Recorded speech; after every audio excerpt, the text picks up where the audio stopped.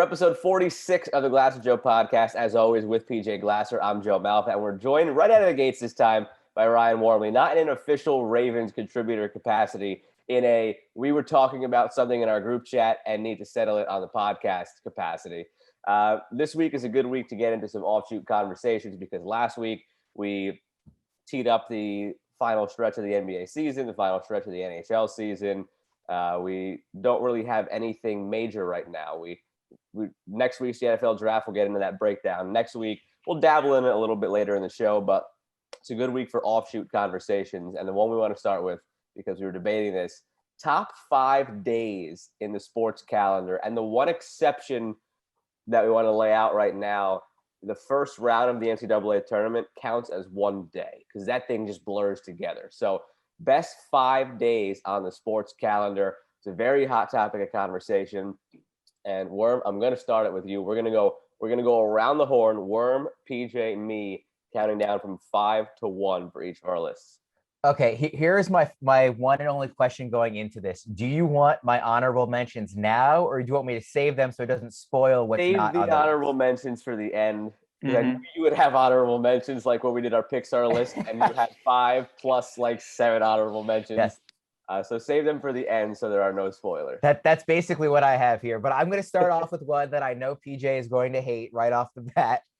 And this is really ties into like sort of why I am a fan and what I get most passionate about in my fandom.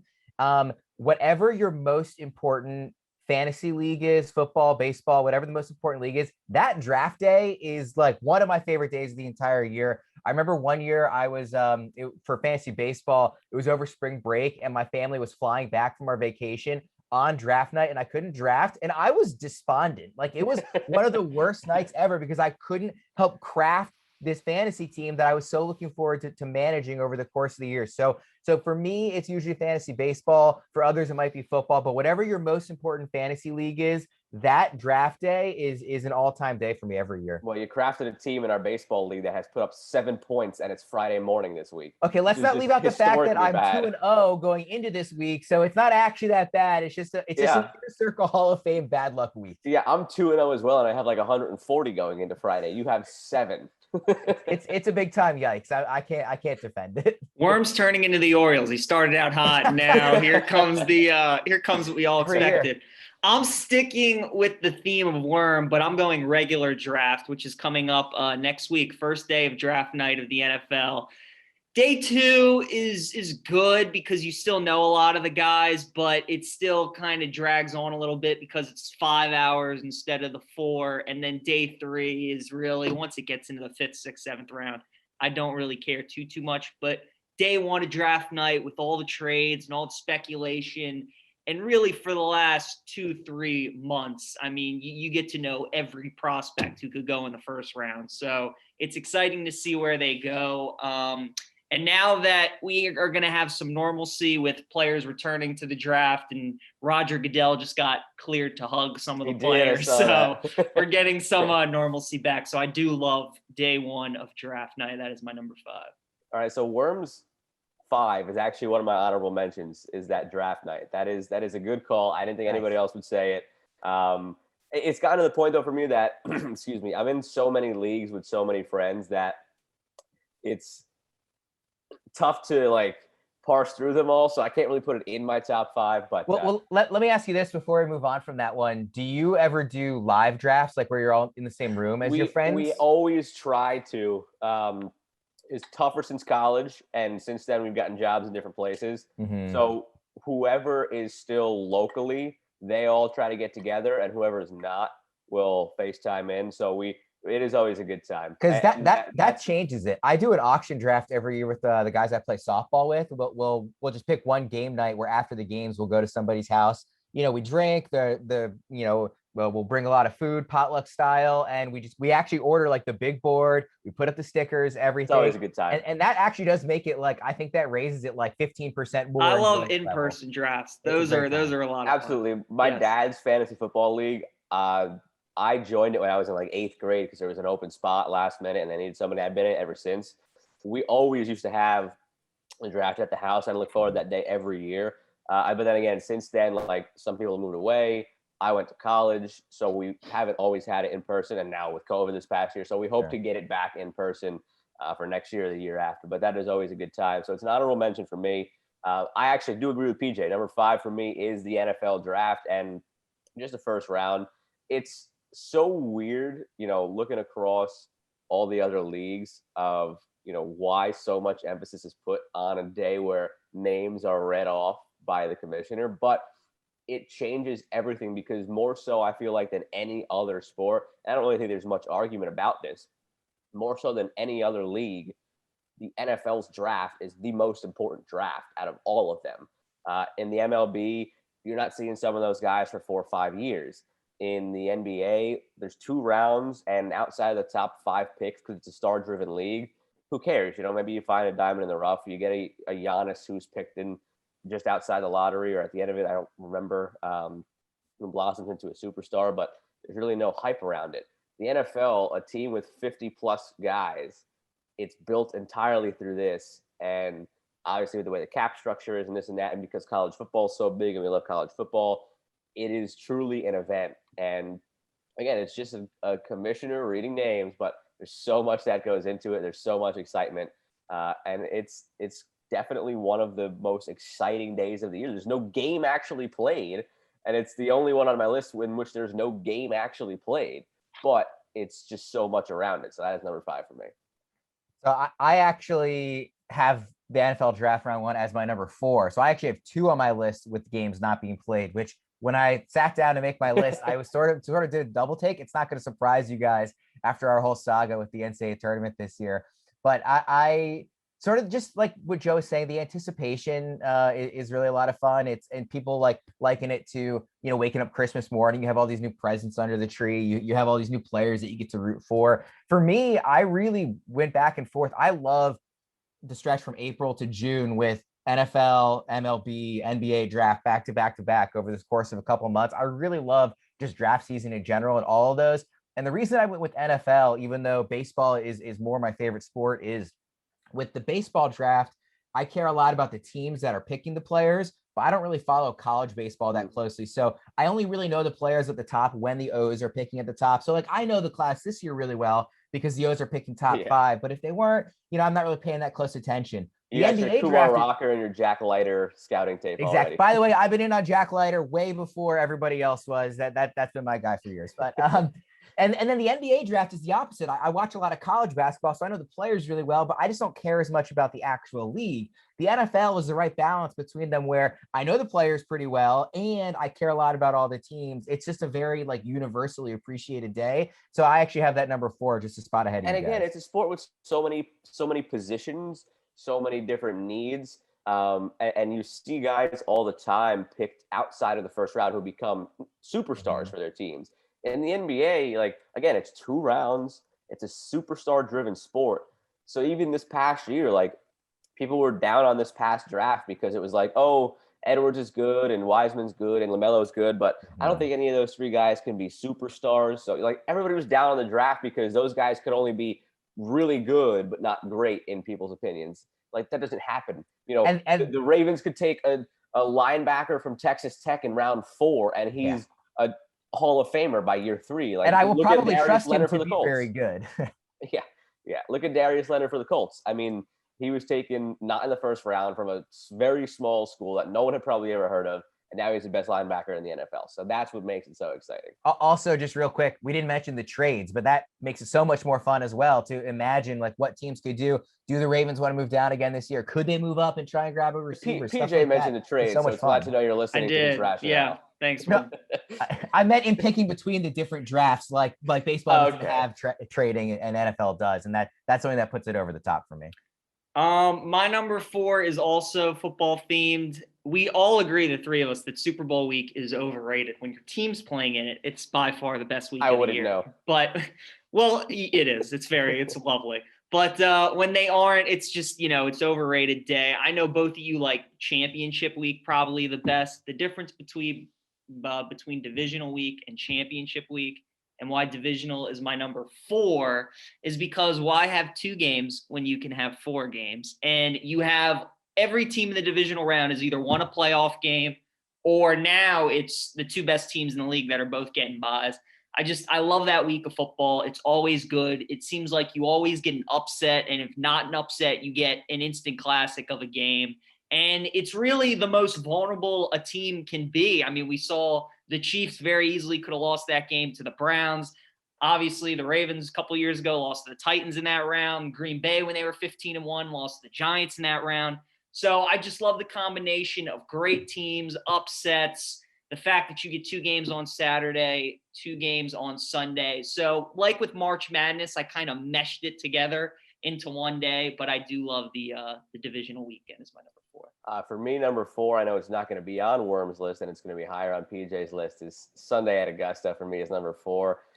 Again, like, I really enjoy golf. It's not my favorite as it is PJ's or among PJ's favorites.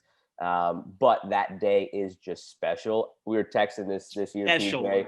Special. Yeah, Worm won't say a word about this one, but PJ, I trust you. I just don't believe you. Yeah, PJ, we were texting, like, even this past Masters, like, it seemed like it was going to be kind of a dud on Sunday with no real, fight to the finish. But again, like we had Steve Sands talking about last week, there's just the ghosts of that course that haunt people as you turn to the back 9. And all of a sudden, Matsuyama puts one in the drink, and it's back to a 2-stroke lead, and was going to be fun down the last 4 holes, I think it was.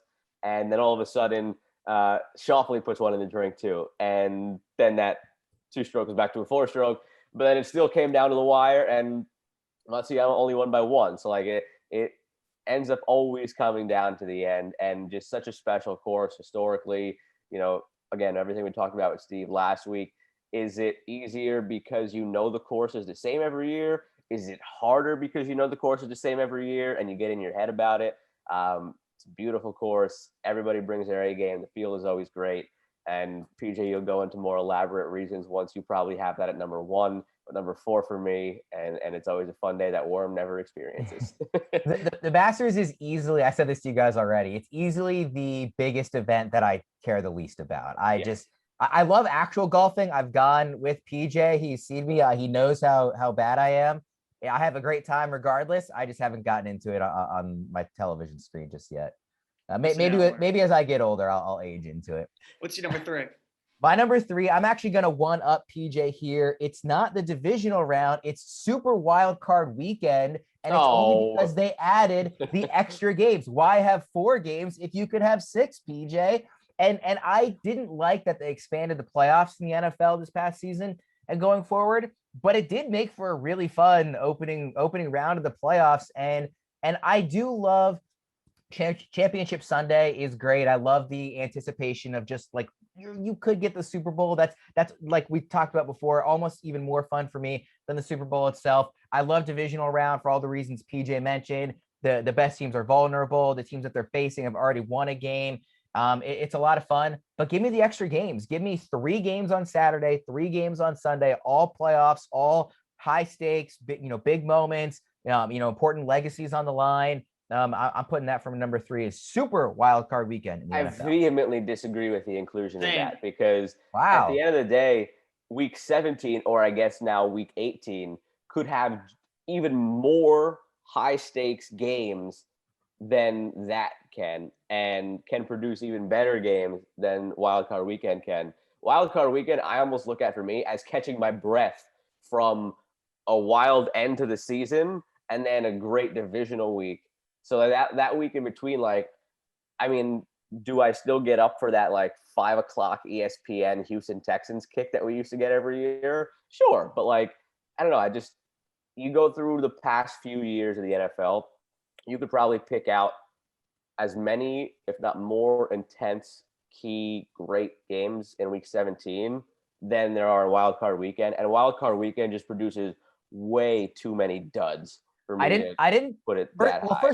First of all, you want to talk about duds? Week 17, 2/3 of the games every year in the last week of the season are duds. Even if there are some really great games. Okay, as well. 2/3 of them are duds. That means 1/3 of them are high stakes, important, and that's about the same amount of games as there are in Wildcard Weekend. Second of all, I didn't pick Wildcard Weekend. I picked Super Wildcard Weekend. Same thing. I will also say that if we could get even more specific, the day after your NFL team wins a playoff game, you're just going to have to imagine this one, Joe. The day after your favorite team wins a playoff game, that is like maybe number one on the entire calendar. I didn't get into that specifics because like obviously like the Ravens don't win every single year, but like if they play on Saturday, that Sunday is just pure bliss. It's tied with March Madness. Like if your team wins on a Thursday, that Friday 100%. when you're watching games is fantastic. 100%. But my thing with Wildcard Weekend is kind of what Joe was saying. Look, more football, more good football is great. I'm not going to argue with that. But like you said, there's just too many duds. I mean, this year we had Saints-Bears, and we knew the Bears weren't going to win that game. We had Washington and Tampa. We knew Washington wasn't going to win that game. Now, you might get an upset here and there like Cleveland against Pittsburgh, but divisional teams, and Pittsburgh was trying to beat them for a third time. And that's the other thing. It's a game that so many times you get a divisional game where it's like, all right, we've seen that twice already this year. So it's nothing special. Like, you're not going to see. So Joe, you never watched the rubber match of a series because you've already seen the game twice? No, I do. But like for me, like what makes the playoffs so great is you get those, that Aaron Rodgers, Drew Brees crossover matchup. Like, that's what puts it over the top instead of seeing Aaron Rodgers play the Bears again. Like, all right, cool. It's the playoffs now. The stakes are higher. They split the regular season, but I've seen it twice. I know the Packers are probably going to win. Give me the following week the great quarterback matchup of Rodgers Brees or Rodgers Brady instead. So that's my favorite. My number 3. So when we were texting going back and forth, I did not include this, but I'm thinking of my list and I'm thinking of days I love, and I'm like, this is a top 3 day. So you guys know that March Madness, the first 2 days will be my number 1, but my number 3, probably the best day of the entire college basketball season, is Thursday of championship week. When you have 8 days, 8 games at noon, you have 40 games at 7 o'clock Eastern and 50 at 9:30 Eastern. It's just when all the conference tournaments are going on and you can flip to 17 different networks and find any kind of game you want. We all love the first 2 days of the tournament because of how jam-packed it is and all the upsets that we see and all the great games. Look, Champ Week is really, it's not as high stakes quite, but the volume of it, how many teams there are, the familiarity with each team. I love that Thursday when I could sit on my couch from noon if I'm not working to 2 a.m. and just watch ball all day. And it's a great, great day. Friday's is good as well. But Thursday, a lot of those leagues, the Big Ten, the SEC, the AAC, all those teams that have their conference tournaments on Sunday have quarterfinal day on Thursday. So, or have the second round on Thursday, quarterfinals Friday. So I love Thursday Champ Week. All right. So I go off the board here a little bit in your guys' eyes for my number 3. And it's on the sports calendar, but it's quadrennially on the calendar. It is when the European Soccer Championships and the Copa America sync up in years, which used to be every 12 years because the Copa America used to be every 3 years played, and Euros is every 4 years. But in order to kind of streamline the calendar for the players themselves and for the club teams, they have now synced up where always every 4 years the Euros and the Copa America will be in the same year, and that's this. It was supposed to be last year with COVID pushed to this year because you get when that tournament starts. So my day that I'm picking is the first day or the first couple of days, kind of as one of that when those tournaments sync up, because you get the Euros with the time difference. I'm watching those games at 9 or at 7, 9, 11, and 1. And then Copa America, being that it's in South America, that starts at like 4, and it's like 4, 6, 8, and 10. So the entire day, every other hour, you're getting a new game starting. And actually, the reason I picked the first day of it or the first couple days of it is because with all the groups you usually have 2 games on in each time slot. So it's just a full day of incredible international soccer. And I and so many people, which is why this whole European Super League thing that I'm sure you guys saw but didn't fully grasp was just totally destroyed, is that a lot of these owners want to make club soccer the central part of it. It will always be international soccer because at the end of the day, these players care 10 times more about putting on their country's jersey and representing their country. And when you get a full day of about 14 to 16 games, depending on the schedule, and it's all spaced out from morning to night because it's Europe and then South America, it's a great day. It's every 4 years, still on the sports calendar, but quadrennially instead of annually. And that is number 3 for me. I know a lot of your listeners just listen and don't watch these episodes on YouTube, but for those who do this audio only, that sound you heard was my eyes glazing over during that entire. Yeah, I'm just gonna have to take your word for it. I have no opinion, no reaction. Same. I'm glad that is really important to you, Joe, and people should like things, and I'm glad that you really like that day. But that's all you. Yeah, I was waiting to pull that one out because just when you thought you wouldn't have any clue or be able to chime in about our Masters conversation, I was going to one up it and have something that neither of you would be able to chime in on. You are correct in that. I cannot contribute to that conversation whatsoever.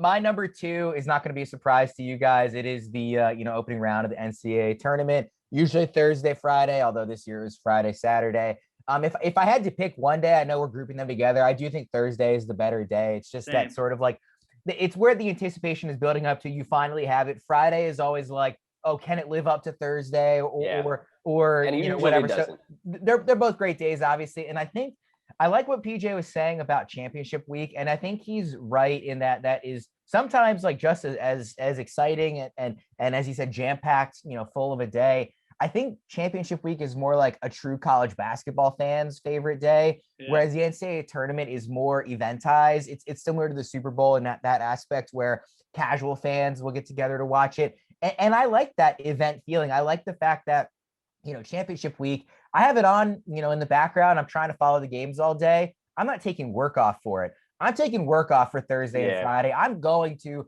Buffalo Wild Wings or wherever. I'm meeting with friends.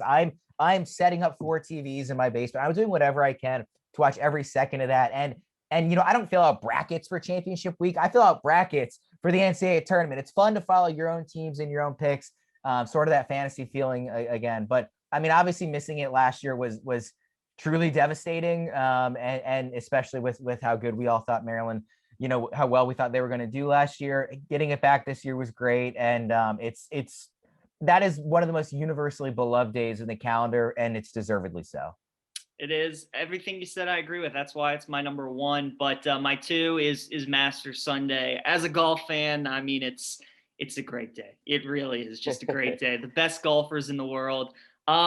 Which, I mean, look, Matsuyama had a 6-shot lead with 9 holes to play. He ends up winning by 1. The best thing about that course is that it's just the ebbs and flows of it. So like the first and second and third hole, you got birdies opportunities. 4, 5, and 6 are tough holes. 7, 8, 9, you can do some scoring on. 10, 11 are some tough holes. 12, 13, 14, 15 are some scoreable holes. 16 as well. And then 17 and 18 are some tough holes. So it's that up and down. It's why you see the leaderboard fluctuate with all kinds of different scores and guys passing certain guys, but it's a great day, the history of the day and just what it means. And it just goes together. It just sounds right. Like a Masters Sunday. It just flows smoothly. And it is my number 2. And like PJ, my number 1 is going to be the first 2 days of the NCAA tournament. And so we don't need to continue talking about that. All the reasons are obvious and laid out already. My number 2, and it's interesting that we have just about every round of the NFL playoffs covered except the Super Bowl, assuming, Worm, you're not picking that as number 1, and assuming you're going to pick opening day of the MLB season. We all have a day in the playoffs that's not the same one. Mine is Championship Sunday, because at the end of the day, all right, I already tore through Super Wildcard Weekend. Divisional week is fun. It's really good, but you're still, again, it's not quite the caliber of Championship Sunday. You have more games, and maybe like just hypothetically on a scale from 1 to 10, those 4 games are maybe all coming in at a 7 in terms of like the anticipation and the quality of the teams. But Championship week, you have 2 Super Bowls essentially. I mean, you have 2 Super Bowl caliber matchups, and the only reason they're not Super Bowls in and of themselves is because they're in the same conference and you have to play each other to get to the Super Bowl. But this year it was Rodgers and Brady, and then it was the Chiefs and the Bills, and that game didn't quite live up to it. And every year you get sometimes if it doesn't live up to it, but it's almost just like the anticipation of that game. And when magic does happen in that game, like when the Chiefs and the Patriots went to overtime and Brady got the coin toss and scored the touchdown, like those games always stick out. And you talk about the legacies, Worm, and Super Bowl Wildcard Weekend of who might lose early, who's going to further their chances. Well, that's the legacy maker right there, because yes, you count rings in the end of the day, but when rings are close, then you talk about who has made it to more Super Bowls and has at least gotten his team there. So it's not easy to win a Super Bowl, even though Tom Brady makes it seem so easy. When we're talking now about debating Roethlisberger and Eli Manning, which is not a debate in any capacity ever, because Eli Manning is way overrated and not that great. But when people want to bring that debate up and want to say their rings are both there, well, then it's okay, but Roethlisberger also made it a couple more times, and look how many more championship games he's been to. So legacy-wise, it's a huge game, and you get two Super Bowl caliber matchups. So for me, that is my favorite day of the NFL calendar. And like PJ, number one for me on the sports calendar overall is the first 2 days of the NCAA tournament. Yeah, I don't have anything to add on Championship Sunday. I think you made a lot of great points, and I love it. If we were building this out to a top 10, it easily would have been on there. I like it for the same reasons you do. I think pretty much across the board for all sports, I tend to like that Championship Sunday better than the Super Bowl. I like the Final Four better than the National Championship game. I really even like the League Championship Series in baseball better than the World Series. I love the step to get to the actual title. And I think a lot of fans recognize that, especially with the Super Bowl, in an individual game, it's kind of fluky. Anything can happen. Whereas just getting there feels like an accomplishment, and you get to see two teams do that. Yeah, and you get 2 weeks to enjoy it because they get the bye week. So you talk about the Thursday of the NCAA tournament when your team wins, and you talk about what was the other one you said, PJ? When you get win a playoff game. When you win a playoff game in the wild card round, and you get to enjoy it the next day. You win championship week, and you have 2 weeks to just bask in that glow. Dream about it until the Super Bowl. Like on the flip side of that, when the Jets lost back-to-back championship games those 2 years for me, I had 2 weeks to just see Colts being talked about going up to the Super Bowl and all that, and just it's brutal. Yeah. So Colts and then the Steelers the following year. So yeah, it's brutal. Well, I will.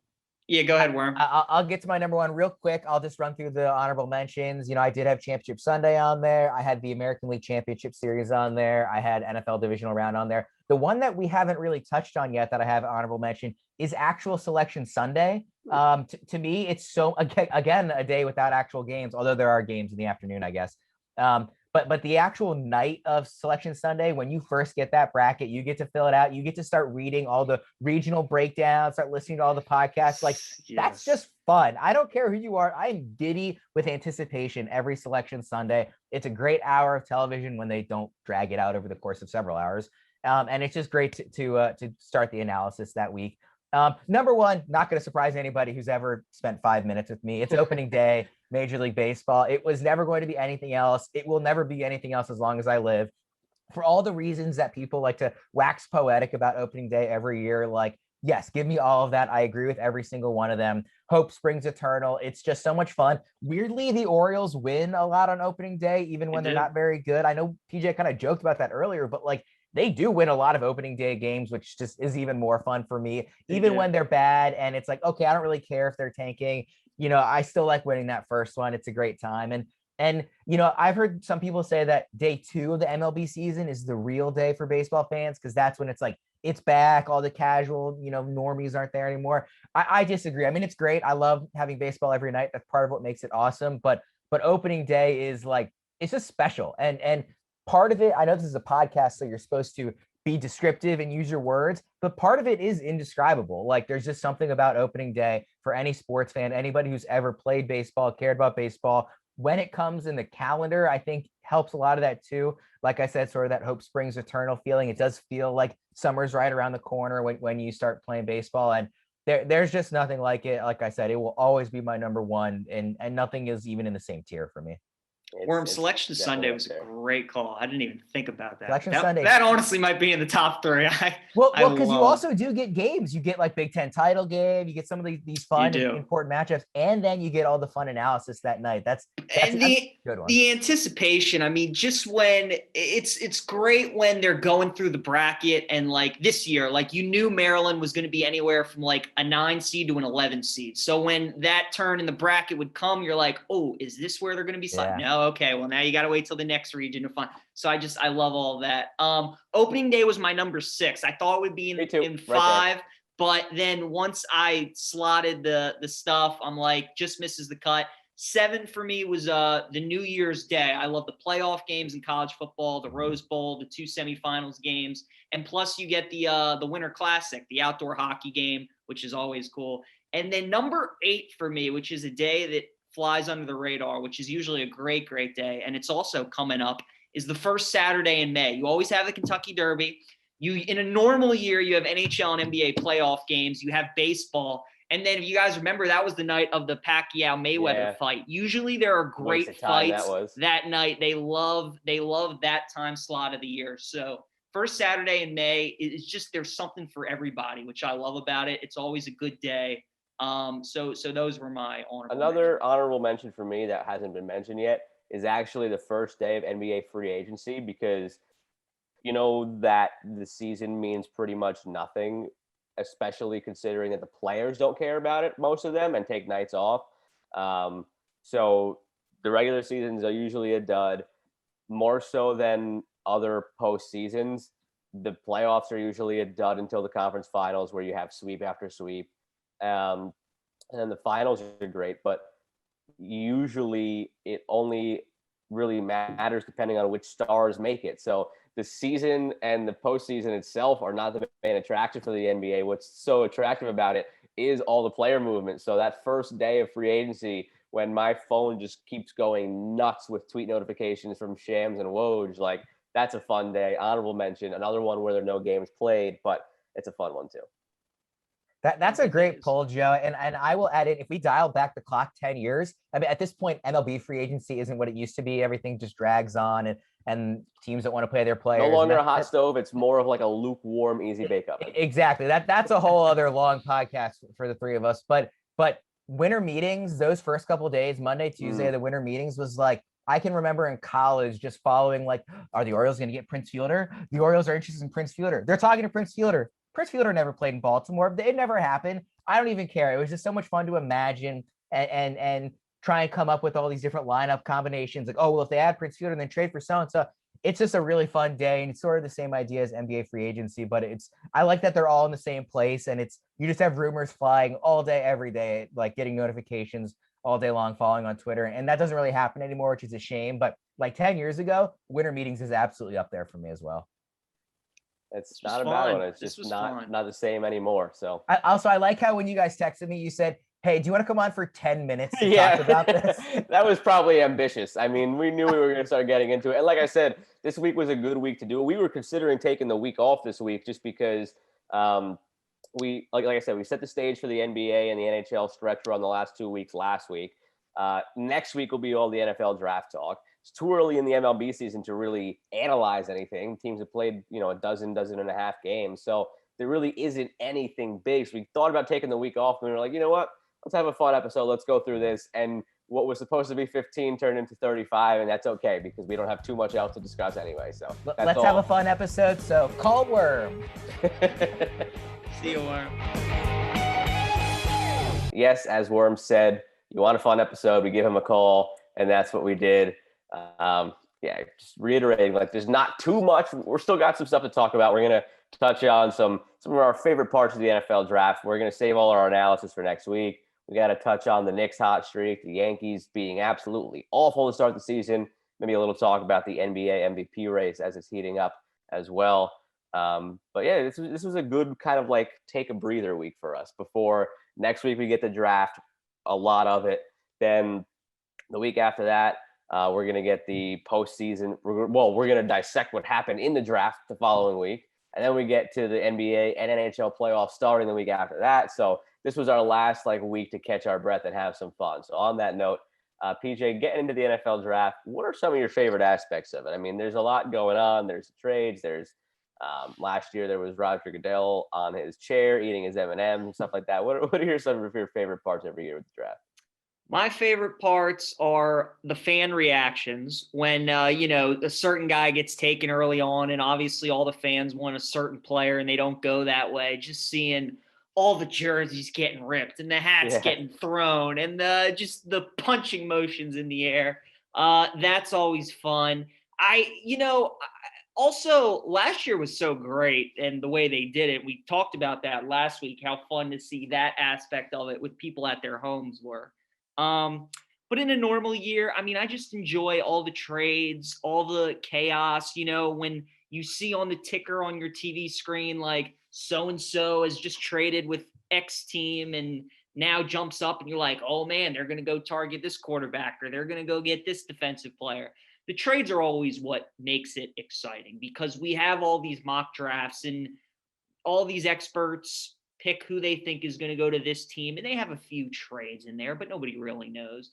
And then quickly, once the first big monumental trade happens, all the mock drafts go to crap. And then, it just, once a certain player gets taken, then all the ripple effects of that might have been the player that team was eyeing. And now they have to go to plan B. And plan B might have been who that team was eyeing. So I definitely love all the trading, all the fan reactions. That's fun. And it's a good time too. I also love now how they've incorporated in the second and third round some of these former players and legends making That's always picks. fun. You get some like great like rants about things and great it's a lot rants, of fun. Especially when they were like in the city of in Philadelphia and you had like or when they were in Dallas and you had like some Eagles guys reading it. Or they were in Philly and you had some Giants or Cowboys fans reading it. Yeah. That's always fun. So I've enjoyed that they've done that stuff. And I'm looking forward to seeing that next week. Tony Richardson, the old fullback who played with the Jets, he announced the pick one year and he got up there and he was like Jete, like he spelt the chant wrong. So like you get some memorable moments. There's so much going on, like you said, and that's what makes it so exciting.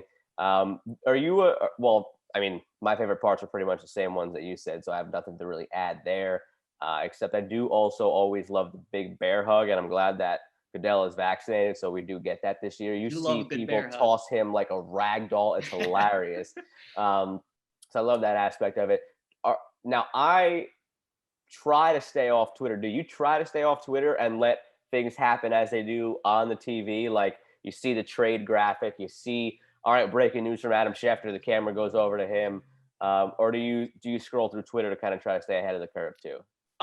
It's yes and no. Most of the time I stay off because top 10 I try to stay off and just enjoy the programming of it. That I'll say. The top 10 I try to stay as far away from my phone as I can.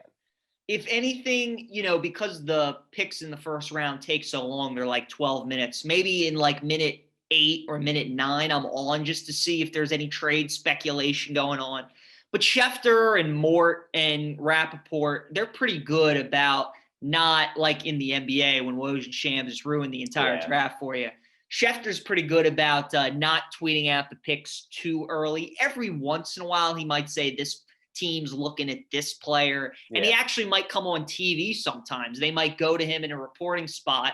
And Schefter might be like, there's been a lot of talk that the Denver Broncos are taking Patrick Surtain right here with the 10th pick. And then you know that, okay, that's who they're going with. But for the most part, they do a good job of not ruining it. I try not to stay on my phone. I'm obviously texting a lot of my friends because they're interested of who's going. So, once you go on your phone and you're texting people, then you go on Twitter and you're like, let me see what Twitter's saying. And I totally buy that. I try to go on and see what the speculation might be. And I try to avoid, because it's not, those three guys are good about it, but then you have like the local reporters and stuff who might spoil things. That's true. Especially I know for I don't follow local reporters outside of the Jets local reporters. So last year, I spoiled the Mekhi Becton pick because I was scrolling through to see if there's any speculation about a trade. And then one of the local guys had it. Jets are taking Mekhi Becton. So this year it's a little different for me where I know who the Jets are taking. Right. So there's no spoiler there. Around pick 12-ish, I'll start going on my phone because it slows down a little bit.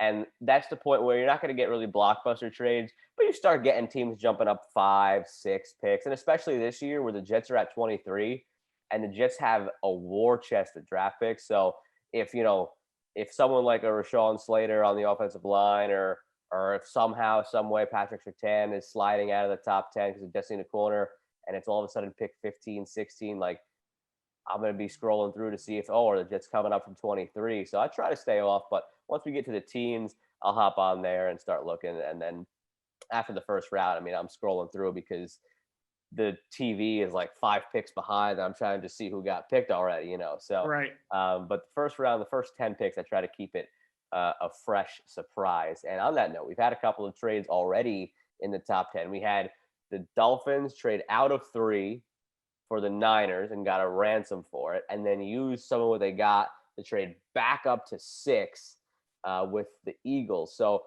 just quick looking at the top 10. And again, next week we'll dive way more into this. Next week's episode will come out in all likelihood on Wednesday afternoon, if not Thursday morning, instead of waiting until Friday.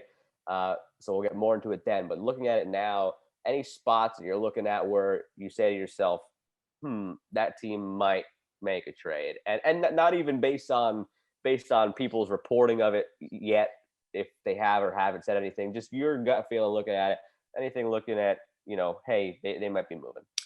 2 teams. First one is New England. I really think Mac Jones, if he doesn't go to San Francisco, that's a guy Belichick wants for sure.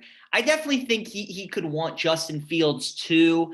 After a year of Cam Newton, I think Belichick's just his kind of quarterback is a Brady in the sense of he wants a young guy who will manage his game. He wants his defense to win his team games. He wants a strong running game. He wants good special teams. He doesn't want anything too flashy. Fields is a great player, but I just don't think Belichick likes his teams going off script. I don't think he likes to be in control, as we all know. He's not the GM, but he is the GM. I mean, he controls everything. So I think if Mac Jones slides, if San Francisco does not take him, if Atlanta doesn't take him, if Denver doesn't take him, and he gets to the 10-11 range and he's still on the board, I think there's a good chance New England could jump up and get him. And Philadelphia, Joe, I mean, they've already made the move, but for me, trading that pick just didn't make sense. Yeah, I mean, look, at the end, they have a lot of holes. If you were to go through their roster, and one of my friends is an Eagles fan, if you were to go through their roster, as crazy as this might sound, top to bottom, they probably have a way worse roster than a team like the Jets. Their roster is horrendous. And not good. It's aging, and the cap space isn't there. So I could see why they did it to get the extra ammo. But at the same token, knowing the way the draft board looks this year and knowing what you need, assuming you're going with Jalen Hurts, and that seems to be the case, despite what Nick Sirianni said about playing rock, paper, scissors with guys on Hurts Zoom and not – yeah. Hurts is the quarterback. Flacco's not their quarterback. No. Maybe next year, if Hurts doesn't work out this year, they look at a quarterback, and part of that is why they got the extra ammo in this trade. So next year you have more flexibility, but you're going to have probably Devontae Smith at 6. You could have had Jamar Chase at 6, Kyle Pitts at 6, Jalen Waddle. Now with how far back you went, you might not have any of those guys there. Did Ertz resign with them? I don't feel like he did. I don't believe he did. But you might have one of those guys fall now to where the Eagles are picking then at 12, but it's not as likely. It wouldn't be stunning to see all those guys go in the top 10 or at least by 11. I mean, Pitts is probably top 5. Chase is probably top 6. Devontae is probably top 10. And Waddle is already rising up the board. So where a lot of people, including myself, thinks he goes ahead of Devontae Smith. And I would definitely personally take him ahead of Devontae Smith myself. No chance. What, Waddle over Smith? Oh, I would absolutely take Waddle. Oh my God, that's just crazy. We can go on record for this. Next week, we'll talk about this. Week. I'm taking Jalen Waddle to have a better career than Devontae Smith. And I love Devontae Smith. I just think in today's NFL, where he has that potential Tyreek Hill explosiveness and stuff, and more of that, I think depending on the situation too. But anyway, that's a next week conversation. Yeah. The Eagles. Ertz is still on the Eagles, by the way. Okay, irrelevant anyway. But yeah, no, that was my point. Is there's so many weapons there that they need. That's the point. Like he's irrelevant. So like why would you waste that 6th pick? But they could. I mean, like you said, Smith or Waddle could be there at 12 for him, and then they could come out of this looking like geniuses, getting one of the pass catchers anyway. But it's just a risk they took. And as far as what I had asked you with the other possible trades, I could see the Panthers moving now, depending on what the situation is. I could see the Broncos trying to move up with the Lions to get their quarterback of choice. I'm starting to think more and more the Falcons are staying put, just because whether they want to stay put and take a quarterback to have someone to supplant Matt Ryan in a year or two, Trey Lance or something like that. Justin Fields is from there to sit a year, learn more, and then come in. Or whether they want to just go with a dangerous 2 tight end set of Hurst and Kyle Pitts. Like, they have options. I think they're going to stay put, even though there's been that speculation. But then you start going in a couple teams after that. Like I said, the Dolphins could move more. The Broncos could try to pop up and get a quarterback. The Patriots, all those teams. I don't think there will be as much trading, though, as people think there might be. I feel like every year we're like, oh, my God, we could have like 4 top 10 trades, and then we get nothing. So if there's teams I'm looking at, though, it's those couple. And again, like, part of the reason you might not see too much trading on draft night is because we've already seen 2 trades in the top 10. So, like, those teams in all likelihood aren't going to again trade. So 1, 2, and now 3 and 6 are pretty much set, you'd have to assume. So that kind of changes things a little bit as well. But the Niners at 3, Mac Jones, Justin Fields, Trey Lance. Again, we'll get more into it as the week goes on next week with more reports coming out. But where are you leaning there? I think they're going Mac Jones. Look, Vegas doesn't move their lines based on speculation. They always got some kind of insight. That's why they're Vegas. That's why their buildings keep growing. They keep building skyscrapers. Last I checked, Mac was like minus 170, I think, to go 3. Fields was like plus 150. So, I mean, they're giving you plus money with Justin Fields, which is going to be juicy to a lot of people. But as soon, when they made the trade, I was thinking, oh, they're getting Fields. They might get Lance. And then I can't remember who it was. I think it was Daniel Jeremiah, Orlovsky. Somebody was like, I've heard that San Francisco wants Mac Jones. And I'm like, oh, my God, that's brilliant. That is the perfect fit. As somebody who went to Alabama, watches all their games, Tua is better than Mac, but Mac had a much better season than Tua did. Mac played about as flawlessly as you could. And when you turn on the tape, all the scouts say that. They're just obviously a little worried that, okay, outside of Alabama, when you have that O-line, when you have those receivers, when you have Najee, how are you going to look when you don't have that perfect system? But when he goes to San Francisco, he's going to have the perfect system. He's going to play in nice weather. He's going to play for one of the best offensive minds in the NFL. Good running backs, good O-line, great receivers, a good defense to just complement his style of play. So it was always going to be the right situation with Mac. Fields is the flashier guy. He definitely has the more upside because of his athleticism and his arm strength. And Lance probably has the most upside out of all of them. He probably does. Yeah, he probably does. But as just if the Niners want to win right away, if they're done with Jimmy G and they want a guy sliding in there and they don't want to miss a beat, which I think they do, I would take Mac Jones. And keeping Jimmy G is what made it interesting for me. They could always just turn around and trade him draft day or after the draft, but keeping him is what made it interesting for me because what their team's record is with him. They win games, and that's why Mac is so enticing because Mac is just basically an actually good Jimmy Garoppolo and fits Shanahan's system perfectly. Then again, who doesn't? I mean, Shanahan's system is flawless. Anybody could fit it.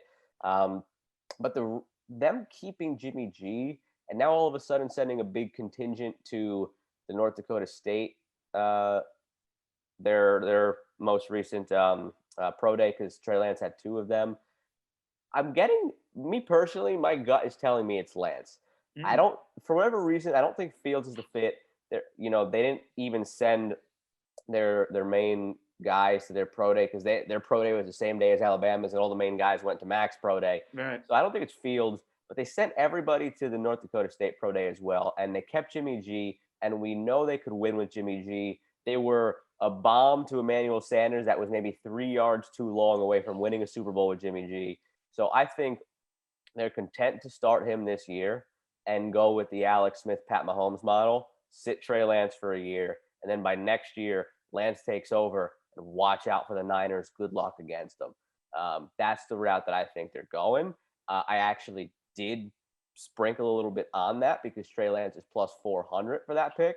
So I don't know. I'm seeing smoke, and where smoke, there's fire. So I personally am leaning Trey Lance for that pick. And maybe that's me just wanting to see that there because I think that would be an incredible pairing next year because he wouldn't probably start this year. But there's plenty of intrigue there, and we will get into all of the NFL draft stuff next week.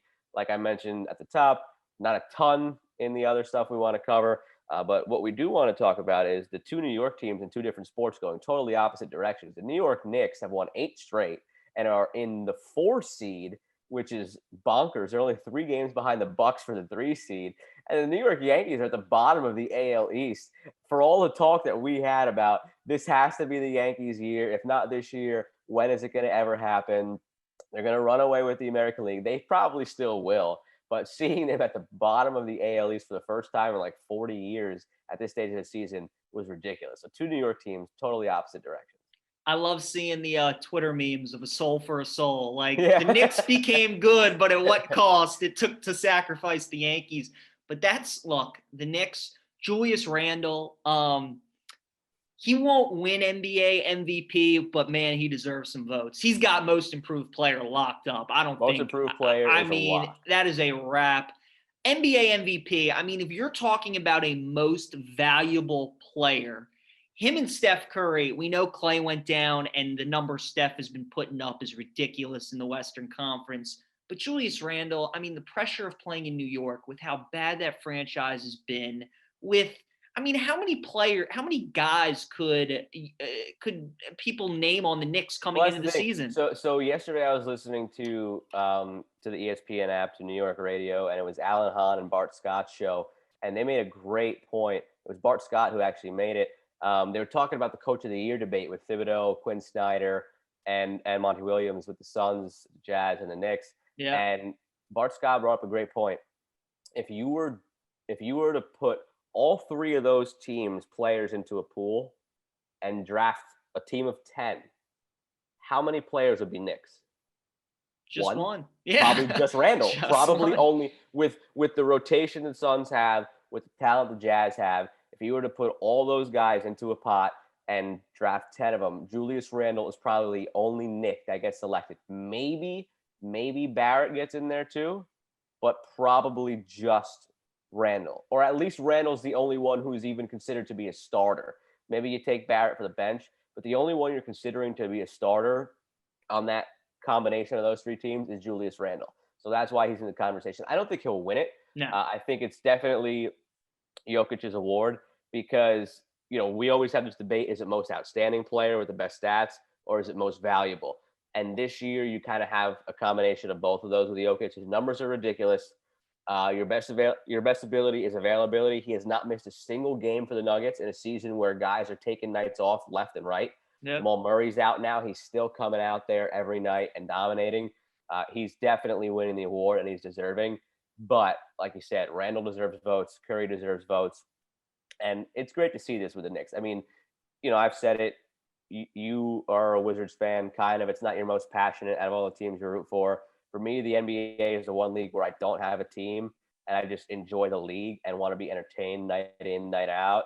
And the Knicks are doing a great job of that. I love seeing them successful because when the Garden can have full capacity, there's no place better than Madison Square Garden. I wish, of all the things right now missing spectators, there are 2,000 a night for the Knicks, and it sounds like there's 12,000. I wish the Garden could be a full house right now.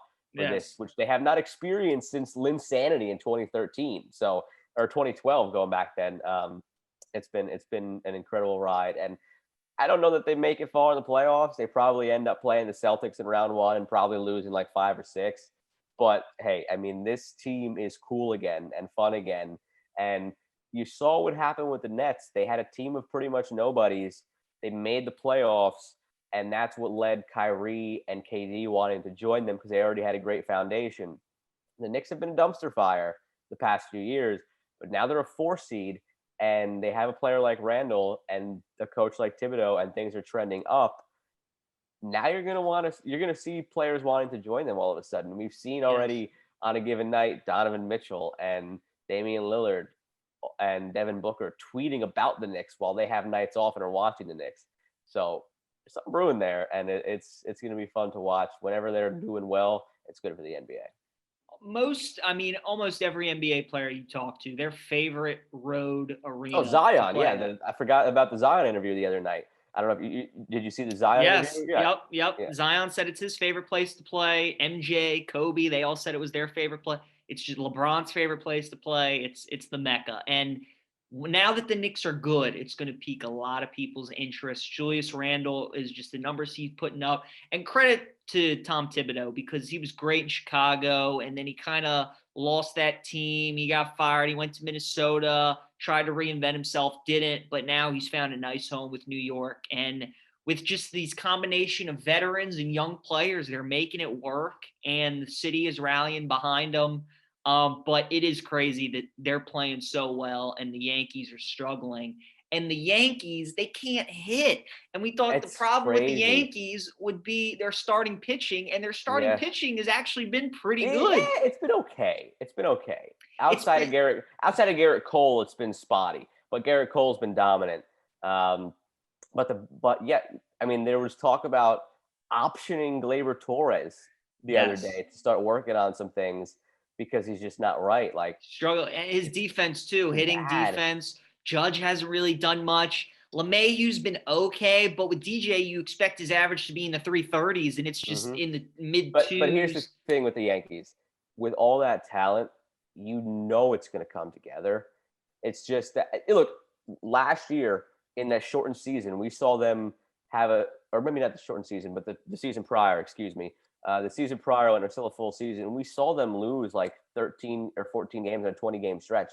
When you have bats like that, they're going to all get hot at the same time, and they're probably all going to slump at the same time. Yeah. And that's when you have to just kind of take it on the chin, deal with the media pressure, deal with the fans booing you, because you know probably by May 10th, all the bats that are quiet now are going to be putting up 10 runs a night, and we're going to be forgetting this conversation ever happened. So that's the thing with them. You know it'll come around, but just didn't think it'd be this bad this early. And the thing with them, too, is, all right, so the Yankees are struggling, but is there a team in the AL right now that you're like, oh, they're going to beat them come October? The Red Sox look great, but come October, their lineup's good. I still don't trust their pitching. The AL West, how about Oakland? They got off to a 1-7 start. They won 9 in a row. Now they're like 11-8 or something, so they're back on track. But again, in the West, like Seattle's hot right now, but Seattle's probably going to fizzle out. The Angels, Astros, and the A's, they're kind of all right there. In the Central, it's jumbled up too. Kansas City, Cleveland, Chicago. So that's the thing. I think the Yankees are playing in the best division in the American League. Their big issue is that they can't beat Tampa. This is a problem that's happened for the last couple of years. Tampa came into the Bronx, swept them. They can't beat the Rays, and the Rays aren't even the best team in that division right now. So they got to figure that out. They've struggled too with Toronto, and Toronto's only going to get better when they get Springer back. So while I think the Yankees are going to be okay, there is a little bit of concern with their division because they can't beat Tampa. Toronto's going to get better. And you'd think with the Red Sox pitching that it's going to fizzle out at some point. But then again, when the weather gets warm, their bats are probably going to get even already better than they are. So the Yankees will be fine, but their division is good. Toronto's as good as we thought they would be. Tampa's still doing their thing. The Red Sox are better than maybe we thought they would be. So the AL East will be a pretty good race all season. Not bad if you want to sprinkle some money on them. They have now gone from heavy favorites to plus 100. And again, probably they come out of this and they probably still win the division. But yeah, like you said, everybody else has played better than we thought, and they've been a lot worse than we thought. So who knows? April's always a tough month. Look, they still play the Orioles 15 times, so there's 14 wins right 14 there. Wins. they'll get on track. Yeah, they'll absolutely get on track. All right, Joe. It looks like it's time for some trivia, unless you got anything else that you want to talk about. Like we said, restoring everything Next week, Draft, all yep. draft, and then after that, we recap the draft, and then the following week, it sets up nicely. We get the playoffs starting. So this week was our have some fun week, and then back to business the next couple. So you're up 17-16. You got your trivia question right last week. I By got the skin of my teeth last week, and that was just, I mean, that's right, at the stroke buzzer. of luck. That was Yes. with the world golf rankings, and me having not checked them after the Masters, but that was very good. I got a good one for you this week, NFL draft related. So excluding the last two drafts. So excluding last year's draft. So the draft with Burrow, Herbert, Tua, and Jordan Love. So from 2017 to 2019, so the last 4 years, can you name the 4 quarterbacks from the past 4 drafts who were taken in the first round and are currently not with their teams right now? Okay, so you said excluding the 2020 draft. Correct. So 2017, 18, and 19. Those are the 3. Yep. 4 where you're quarterbacks not with their team anymore. Correct. Okay. Yep. Go ahead. Sam Darnold and Josh Rosen. That is correct. 2018, both of those. Mitchell Trubisky. 2017, correct. Just first round guys. Okay, so that year it was Trubisky, Mahomes, 75 seconds, Watson. The following year was the Darnold year. It was Baker, Darnold, Josh Allen, Lamar Jackson, and Rosen. Was there a 6th in there? I don't think so. 2017 was Trubisky, Watson, Mahomes. I already said that.